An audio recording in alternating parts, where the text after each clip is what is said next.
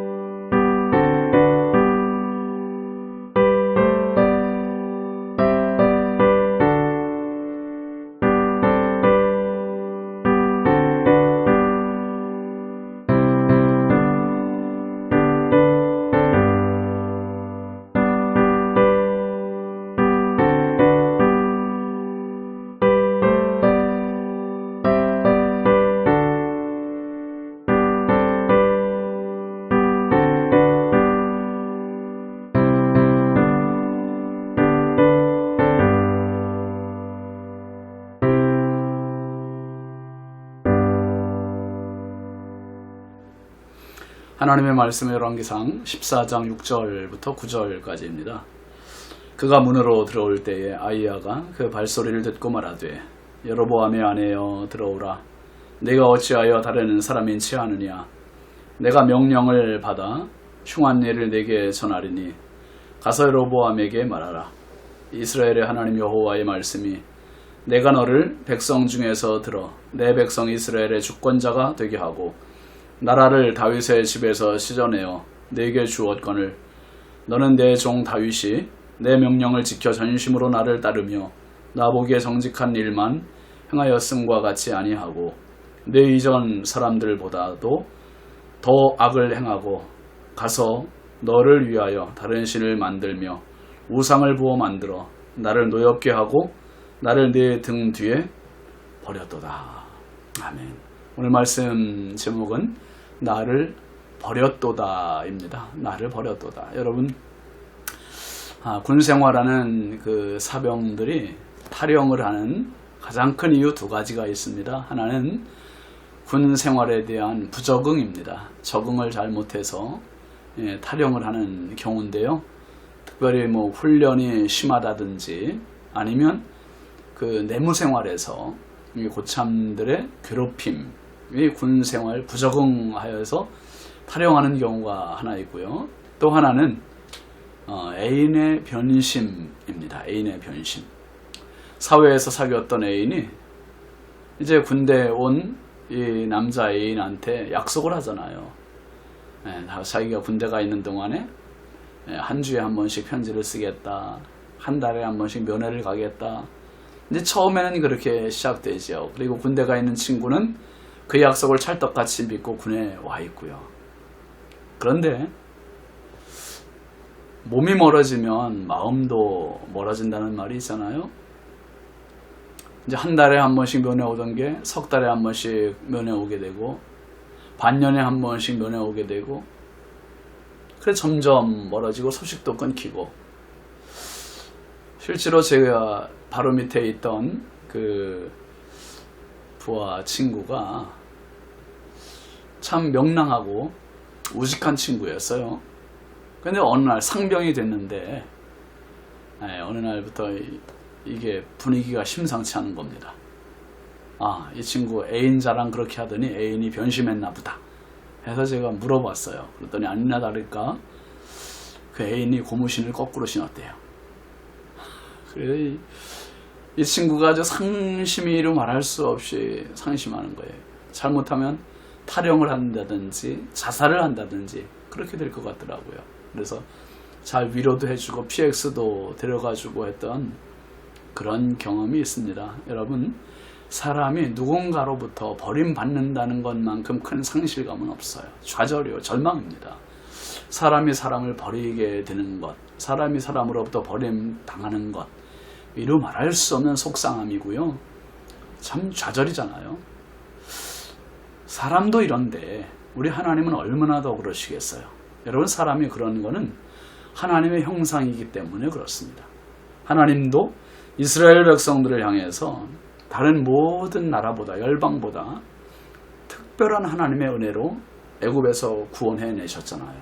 그리고 그들 40년 광야 생활을 통해서 하나님의 작품으로 만들어 가시고, 그들은 하나님의 백성, 하나님은 그들의 하나님, 이 관계를 성립하시기 위해서 하나님께서 이스라엘을 이끌어내셨습니다. 그리고 하나님께서 이스라엘 백성들 중에 그러한 제사장 나라로 만드시기 위해서 모델로, 모범으로 세우시는 사람이 두 종류가 있는데, 그게 바로 선지자입니다. 선지자. 그리고 왕입니다. 왕은 무슨 일이 있어도, 선지자는 무슨 일이 있어도 하나님 뜻대로, 말씀대로 살아가는 모델, 모범이 되어야 하는 것입니다. 근데 지금 어떻습니까? 솔로몬 말년의 부작용으로 인해서, 우상 숭배로 인해서 하나님께 나라를 찢으셨잖아요. 그 아들 르호보암 때 신하인 여로보암에게 10지파가 가고 나머지 1지파가 이제 르호보암에게 갔습니다. 하나님은 솔로몬에게도 또 여로보암에게도 또 계속해서 이런 약속을 해주셨어요. 열왕기상 11장 38절 말씀에 보면 여로보암에게 약속하셨잖아요. 내가 만일 내가 명령한 모든 일에 순종하고 내 길로 행하며 내 눈에 합당한 일을 하며 내 종 다윗이 행함 같이 내 율례와 명령을 지키면 내가 너와 함께 있어 내가 다윗을 위하여 세운 것 같이 너를 위하여 견고한 집을 세우고 이스라엘을 네게 주리라. 하나님의 말씀 명령 순종하고 하나님의 길로 행하고 다윗의 행함 같이 하나님의 율례와 명령을 지키면 견고한 집을 주겠다고 약속하셨어요. 이 약속은 솔로몬에게서도 마찬가지입니다. 하나님은 누구에게나 하나님을 사랑하고 자기 하나님으로 모시는 사람에게 최고의 축복을 약속해 주셨습니다. 그러나 반대로 하나님을 멸시하고 하나님을 등지고 하나님을 향한 마음이 변심되면 오히려 하나님은 그에게 진노하시고 저주와 멸망만을 주시는 공의의 하나님이세요. 여로보암이 하나님의 은혜로 이스라엘의 왕이 되었습니다. 그러면 하나님만 섬겨야 되고 하나님 말씀대로 살아야 되고 다윗처럼 해야 되는 건데, 여로보암이 어떻게 했습니까? 자기 권력 유지에만 신경을 쓰는 거예요. 하나님 섬기는 일에는 역행했던 인물입니다. 이제 여로보암이 아들이 병들게 되자 아내를 변장시켜 아이야 선지자에게로 보냈잖아요. 그런데 선지자는 이제 나이도 많고 눈이 어두워서 볼 수 없습니다. 모든 것이 자기 마음대로 다 될 것 같지요. 이게 여로보암의 생각입니다. 그런데 이미 하나님은 눈이 어두워 볼 수 없는 아이야 선지자에게 다 말씀하셨어요. 여로보암의 아내가 변장하고 온다. 그러니 이러이러하게 말해라. 하나님 미리 말씀해 주셨습니다. 6절 말씀 한번 보세요. 그가 문으로 들어올 때에 아이야가 그 발소리를 듣고 말하되 여로보암의 아내여 들어오라. 네가 어찌하여 다른 사람인 채 하느냐. 내가 명령을 받아 흉한 예를 네게 전하리니. 아이야 선지자는 여로보암의 아내가 문으로 들어올 때 이미 알고 있습니다. 네가 어찌하여 다른 사람인 채 하느냐. 변장했느냐 그 말이죠. 사람이 아무리 여러분 자기를 숨기려 해도 하나님 앞에서는 어디든 숨을 곳이 없고 어떻게든 숨길 방법이 없습니다. 그래서 히브리서 4장 13절에 뭐라 그랬습니까? 만물이 하나님 앞에 벌거벗은 것 같이 드러난다. 그렇게 얘기했습니다. 사람의 눈을 속일 수 있을지는 모르지만 하나님의 눈을 속일 수 있는 사람은 아무도 없고 속일 수 있는 방법도 없습니다. 아이야 선지자는 여인에게 흉한 일을 전하겠다고 말했습니다. 그리고 7절부터 9절까지 말씀을 보면 하나님의 말씀을 이렇게 대언하죠. 가서 여로보암에게 말하라. 이스라엘의 하나님 여호와의 말씀이 내가 너를 백성 중에서 들어 내 백성 이스라엘의 주권자가 되게 하고 나라를 다윗의 집에서 찢어내어 내게 주었거늘 너는 내 종 다윗이 내 명령을 지켜 전심으로 나를 따르며 나 보기에 정직한 일만 행하였음과 같이 아니하고 내 이전 사람들보다도 더 악을 행하고 가서 너를 위하여 다른 신을 만들며 우상을 부어 만들어 나를 노엽게 하고 나를 내 등 뒤에 버렸도다. 참 하나님 입장에 너무 서운하시고 너무 비참한 그러한 표현입니다. 하나님께서 가장 서운하시는 게 뭡니까? 지금 내가 너를 주권자로 세웠는데 하나님 분명히 말씀하시죠. 내가 왕위에 오른 것은 내 힘으로가 아니다. 내가 너를 왕위에 세워준 것이다. 분명하게 말씀하세요. 그런데 내가 다윗처럼 행하지 않고 이전 사람들보다 더 악을 행하고 그 다음 말씀이 중요해요. 뭐라 그랬습니까? 너를 위하여 다른 신들을 만들며 우상을 부어 만들어 나를 노엽게 하고 나를 내 등 뒤에 버렸도다. 하나님은 여로보암의 마음을 이미 다 간파하고 계셨습니다. 뭐라고 하셨어요? 너를 위하여. 우상을 만든 것들 너를 위하여. 여러분 우리의 삶의 목적이 언제나 하나님이셔야 함을 믿으시기 바랍니다. 하나님이셔야 해요. 돈 버는 것도 하나님의 영광을 위하여. 자식들을 양육하는 것도 하나님의 영광을 위하여. 공부하는 것도 하나님의 영광을 위하여. 분명한 기준, 분명한 목적이 있어야 합니다. 여로보암은 하나님을 위하여가 아니라 자신을 위하여 라고 하나님께 지금 평가를 받고 있습니다. 그 결과가 하나님을 자기 등 뒤에 버렸다. 하나님 그렇게 말씀하셨어요. 하나님 사랑 그리고 자신 사랑은 반비례합니다. 나를 사랑하면 하나님을 소홀하게 돼요. 그러나 하나님을 사랑하면요 나를 버리게 되고 오히려 결과로는 하나님도 얻고 나도 얻게 되는 그런 은혜가 있습니다. 하나님은 얼마나 많은 사람에게 버림을 당하셨습니까? 특별히 12제자 중에 가룟 유다에게도 하나님 예수님은 버림받으셨지 않습니까?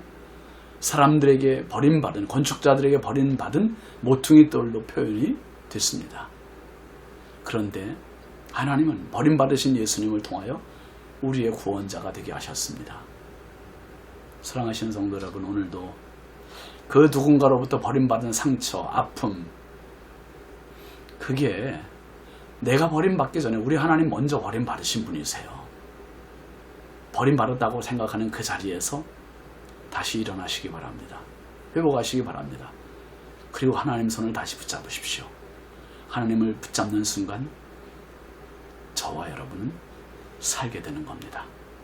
그 은혜가 오늘도 함께 하시길 주의 이름으로 축원합니다. 기도합시다. 하나님 아버지 감사합니다. 여로보암 왕은 하나님을 자기 등 뒤에 버렸도다. 하나님으로부터 그런 평가를 받았습니다. 하나님이 세상 살면서 뜻하지 않게 의도치 않게 우리가 얼마나 많은 사람들로부터 버림받을 때가 있고 상처받을 때가 있는지요. 주님, 나보다 하나님께서 먼저 버림받으신 것을 기억하며 하나님 앞에 오늘 겸손히 내 마음을 드립니다. 주여 위로하여 주시고 치유하여 주시고 버림받은 또 다른 그 누군가를 치유하는 참 하나님의 사람으로 살게 하여 주옵소서. 잃어버린 버림받은 그 자리에서 포기하지 말게 하시고 하나님을 붙잡는 은혜의 하루 되게 하옵소서. 예수님의 이름으로 축복하고 기도합니다. 아멘. 사람들은 우리를 버려도 하나님 영원히 우리 편이시잖아요. 오늘도 힘내시고 승리하십시오.